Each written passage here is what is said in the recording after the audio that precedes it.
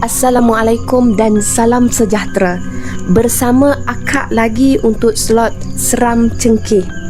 Hari ini Akak akan bersama dengan kisah yang dilalui oleh seseorang. Kisah dia macam ni. Saya masa kejadian berusia 12 tahun. Sekarang ni usia saya dah dewasa. Saya masa tu tinggal di sebuah kampung. Bolehlah gelarkan saya sebagai Syamina. Saya masa kejadian sedang menuju ke rumah satu pengantin baru, di mana kalau digambarkan kenduri kahwin di kampung pada era tahun 90-an memang sangat meriah, sangat seronok untuk kanak-kanak sebaya dengan saya, dan juga sangat seronok untuk para ibu bapa yang berada di kampung tersebut. Mereka akan bergotong royong beramai-ramai dan kami kanak-kanak akan bermain bersama-sama di waktu malam dan di pagi sebelum kenduri. Saya pendekkan cerita.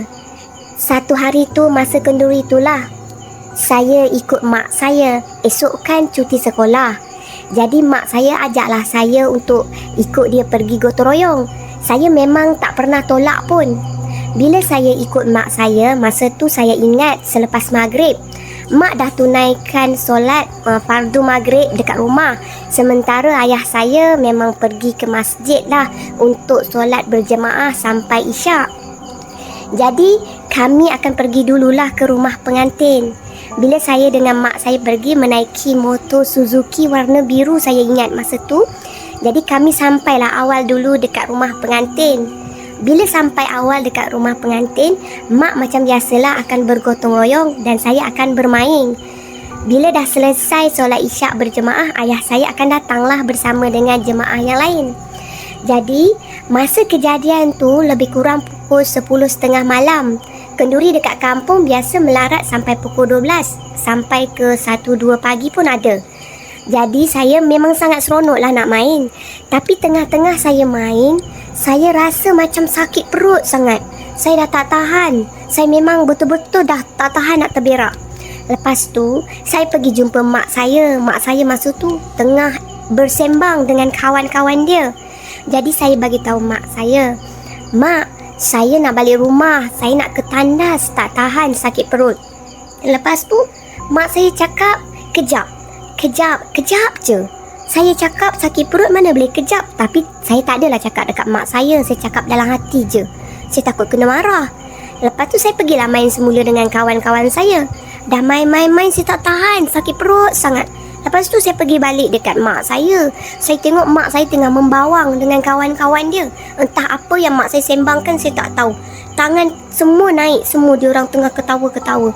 Saya pun cakap dekat mak saya, "Mak, saya sakit perut, saya nak balik. Saya tak boleh nak guna tandas ini." Sebab mak mesti marah saya kenapa tak guna tandas dekat rumah pengantin. Saya cakap saya memang tak boleh.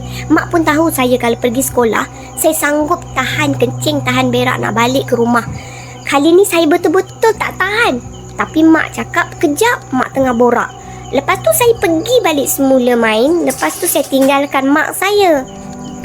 Lepas tu saya tak tahu dah mak saya pergi mana kan. Saya dah tak tahan sakit perut. Saya cakap lah dekat kawan saya yang ada satu rumah dengan rumah pengantin tu. Saya kata saya nak pergi tandas dia. Saya dah tak kira dah tandas macam mana pun, saya dah tak nak demand. Saya tahu saya nak pergi je melepas hajat kat situ. Bila saya masuk dekat tandas tu, saya pun rasa lega lah kan. Saya tengok sekeliling, memang saya tak selesa. Saya bukan jenis suka pergi tandas rumah orang. Lepas tu saya keluar. Bila saya keluar, saya nak cari mak saya. Saya nak cakap dekat mak saya dah masuk tandas. Lepas tu saya nampak mak saya dah tak ada dah dekat kawan-kawan dia membawang. Lepas tu saya tanya dekat makcik-makcik situ, "Makcik nampak tak mak saya?" Makcik tu cakap, "Mak saya kan dah bawa saya balik." Saya kata, "Mana ada, saya tadi pergi tandas. Saya tak ikut mak balik." Tapi kawan-kawan mak cakap, diorang nampak mak memang bawa saya naik motor tu pergi balik rumah. Saya kata, "Tak," saya kata. Lepas tu kawan-kawan mak ni ketawa. "Kamu ni ada-ada je lah dengan mak kamu ni, macam tu." Lepas tu saya pun pergilah cari ayah. Sebab saya nak tanya ayah saya mana mak. Bila saya pergi jumpa ayah masa tu dia tengah masakkan nasi yang dalam kawah tu kan, yang pakai kayu tu. Seronok lah kalau dikenangkan. Lepas tu saya tanya ayah mana mak?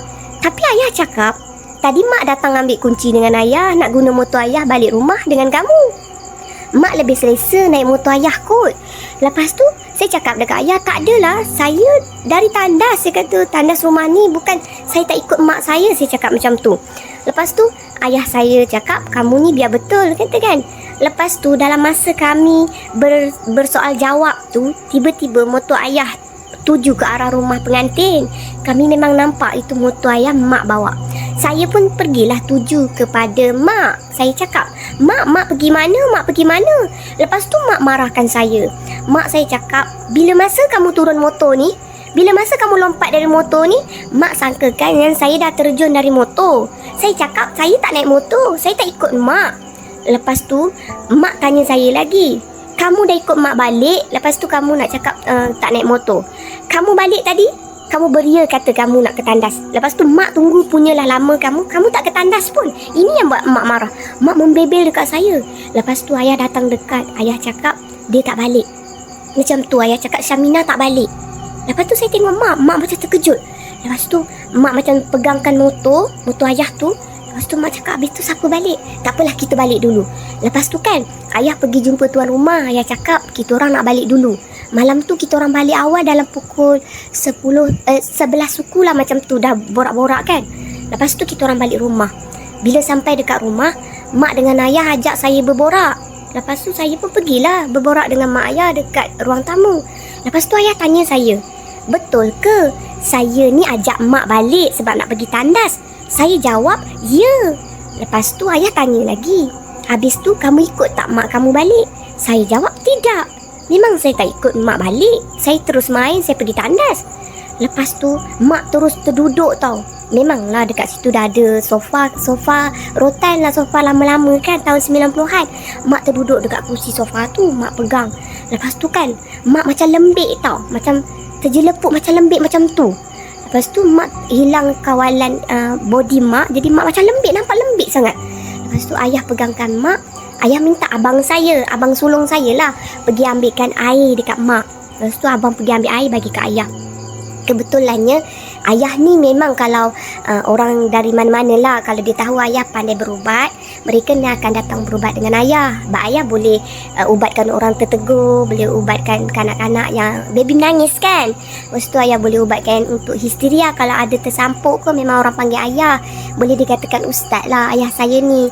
Lepas tu ayah dia bacakan lah bismillah, lepas tu dia baca Al-Fatihah. Lepas tu ayah bacalah lagi-lagi apa semua, ayah selawat kata Nabi. Lepas tu ayah pun lurutkan air tu lah dekat muka mak. Lepas tu ayah basahkan ubun rambut mak. Lepas tu mak macam pelik lah, mak macam terkejut tau. Lepas tu saya tak tahu apa-apa, bukan salah saya tak tahu. Saya jadi takut sebab ayah banyak tanya pasal mak dekat saya, pasal saya. Lepas tu saya macam nak tanya ayah kenapa dengan mak, tapi ayah sendiri cakap tak apa, bagi masa dekat mak dia macam tu. Lepas tu bila lama jugalah, saya pun tak tengok jam kan. Lepas tu mak dah okey sikit, ayah tanya mak tau, malam yang sama juga, malam tu lah ayah tanya mak, masa tu nak jengah ke pagi lah, 2-3 pagi macam tu. Kenapa dengan mak, apa yang berlaku? Yang ni saya nak cerita sangat-sangat meremang. Dia macam ni tau, masa saya cakap saya nak balik, kali yang seterusnya tu bukan saya, benda lain yang datang dekat mak. Dia cakap dekat mak dia nak balik.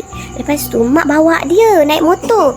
Tapi mak hairan sebab kalau saya naik motor kan, ada rasa macam lonjakan motor tau. Bila kita naik motor, terasa tau motor bergerak. Tapi ni tak terasa. Mak cuma rasa macam angin tau, angin dekat tengkuk mak macam tu. Jadi mak tak fikir yang bukan-bukan. Mak kata dekat saya duduk baik-baik. Saya tak jawab, saya diam. Langsung mak bawa motor. Bila mak bawa motor, mak tak rasa pun motor tu macam berat kan. Tapi mak tak kisahlah sebab yelah, mak tak ada terfikir pun akan jumpa benda macam ni. Lepas tu yang anehnya, bila mak bawa motor tu, jarak rumah saya lebih kurang 10 minit jugalah daripada rumah pengantin. Jadi dah suasana malam macam tu, mak kata mak tiba-tiba rasa meremang tau. Tak tahu kenapa mak rasa lain macam sangat. Lepas tu bila sampai depan rumah, nak suruh saya turun dari motor. Biasanya memang mak akan cakap dah turun dari motor. Tapi kali ni mak tak suruh pun. Memang saya dah tercegat depan mata mak. Mak terkejut sebab motor tak bergoyang pun. Tiba-tiba saya dah berdiri tegak dekat depan mak. Tapi saya berdiri dalam keadaan yang pelik. Masa tu muka saya pandang mak. Memang pandang mak, saya pakai tudung tau. Tapi masa tu saya tak pakai tudung tu, mak kata mana pergi tudung saya. Lepas tu dia pandang mak. Bila dia pandang mak, jadi mak tengok saya. Mak kata, kamu ni memang nak terberak sangat kot sampai terbuka tudung kan. Budak-budak biasalah kan. Lepas tu mak kata, pergilah cepat. Nak patah balik ke rumah pengantin, nak teruskan membawang ke sudahkan untuk gotong royong. Lepas tu saya, maksudnya bukan diri saya yang sebenar lah, saya yang bukan sebenar tu tetap berdiri depan mak. Lepas tu mak tanya saya, kamu ni nak ke tandas ke tidak? Saya yang tu tak jawab apa-apa. Geleng tidak, anggut tidak, apa pun tidak. Terus berdiri terkaku depan mak. Terus je pandang mak. Mak marah. Lepas tu mak cakap dekat dia. Mak kata, kalau tak nak pergi tandas, mak nak pergi balik kat kenduri. Lepas tu mak pun dipusingkan motor. Mak cakap dekat saya yang bukan ori tu, supaya saya ni stay je kat rumah, tak payah ikut sebab dah tengah malam. Tapi saya tak bagi respon apa-apa. Mak geram. Mak pusingkan motor. Mak bagi tahu saya cepat naik. Mak sempat panggil Abang Long, abang saya. Along tengokkan adik, macam tu. Lepas tu mak tinggalkan saya. Mak memang tak bagi saya naik. Tapi motor mak masa tu tak bergerak. Tahu tak? Tak bergerak. Bukan setakat tu je. Mak dah tekan-tekan kelas, gear dia tu pun sama juga. Dia tak nak bergerak. Mak cakap, naiklah. Mak kata macam tu, mak layankan aja. Lepas tu saya naik. Saya yang tak ori tu lah naik. Kali ni mak rasa goyangnya motor. Mak rasa bahu mak kena pegang. Mak rasa, semua mak rasa. Tapi mak rasa sangat pelik sebab tangan saya sejuk. Sejuk sangat. Dia punya sejuk tu lain macam batu tau. Macam tu. Lepas tu mak kata, ish, kamu ni jangan macam-macam lah. Mak cakap macam tu. Lepas tu mak bawa motor. Masa on the way mak bawa motor tu, sesuatu yang berada di belakang mak, dia cuba untuk peluk mak. Saya bukan jenis yang suka peluk mak. Malahan kalau saya naik motor dengan mak, saya suka pegang dekat belakang. Ada kan besi kat belakang tu. Saya akan duduk, saya akan pegang. Saya risau takut jatuh. Tapi saya yang tak ori tu dipeluk mak tau. Pelukan tu mak rasakan macam pelik sangat. Mak kata, Syamina ni dah pelik sangat dah ni. Selalunya Syamina tak macam ni. Rimaslah mak macam tu. Tapi pelukan tu terus juga memeluk mak. Sampailah mak tu lajukan motor mak sedikit untuk sampai ke rumah pengantin tu. Bila sampai ke rumah pengantin tu, mak nampak saya dah meluru ke arah motor. Masa tu lah mak kata, ish, takkan si Syamina dia dah turun daripada motor bila masa dia melompat. Lepas tu, sebab tu lah mak saya marahkan saya. Mak saya dah rasa lah macam tau. Dah rasa itu bukan saya. Tapi mak saya takkanlah nak menjerit dekat kenduri kahwin. Nanti kenduri kahwin tu akan tergendala ataupun sesuatu yang pelik akan berlaku. Lagipun ayah saya selalu pesan dekat mak, kalau mak rasa susah hati, kalau mak diganggu dengan benda macam ni, cepat-cepat sebutkan kalimah Allah, bacakan kalimah indah Allah supaya diri mak lebih kuat. Jadi mak ikut cakap ayah. Masa ayah nak pergi menuju ke arah mak, mak memang dah baca surah-surah pendek dari Al-Quran. Jadi mak rasa lebih kuat. Tapi bila ayah dah sampai dekat mak, jadi ayah bertanyakan soalan yang saya ni ikut mak ke tak apa semua. Jadi masa tu memang ayah cakap tak perlulah untuk berbincang dekat rumah pengantin ni, eloknya balik rumah. Jadi itulah kejadian yang berlaku dan ayah bagi tahulah pada kami mungkin ada yang menyinggah nak ganggu pada mak. Tapi Alhamdulillah gangguan tu tak berterusan dan ayah tetap merahsiakan perkara tu kepada sekeliling sebab ayah tak nak nanti anak-anak muda dekat kampung tu, kanak-kanak dekat kampung tu ataupun orang kampung tu rasa takut. Lagipun ayah kan ustaz, ayah tak nak perkara ni merumitkan lagi keadaan. Jadi selepas tu ayah mengajak kami untuk perbanyakkan baca Al-Quran dalam rumah. Kami selalu berjemaah dalam rumah. Alhamdulillah semuanya berakhir. Tapi saya bercerita ni, saya betul-betul rasa seram dan saya tak dapat bayangkan macam mana perasaan mak masa benda tu peluk mak. Minta jauh simpang lah. Sekian sahaja kisah dari Syamina. Terima kasih kerana menonton dan mendengar. Bye. Assalamualaikum korang. Bye. Terima kasih.